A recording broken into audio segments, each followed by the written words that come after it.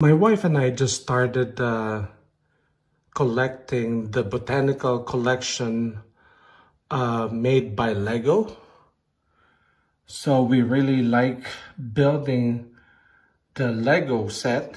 It has 878 pieces.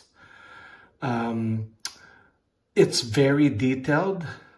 As you can see, that it's something like, you see in Japan, where the bonsai trees are very common.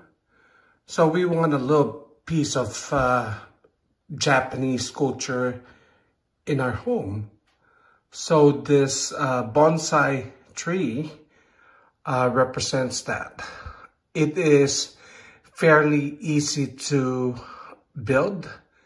Of course, it depends on your skill level as a Lego builder. But for us, it's fairly easy. It comes with a base, like a wooden base.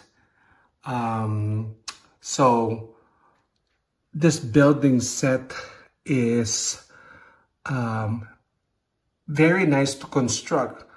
Like if you have like a date night where you just wanted to do something together, this is a very good activity. I'm very pleased with this Lego set.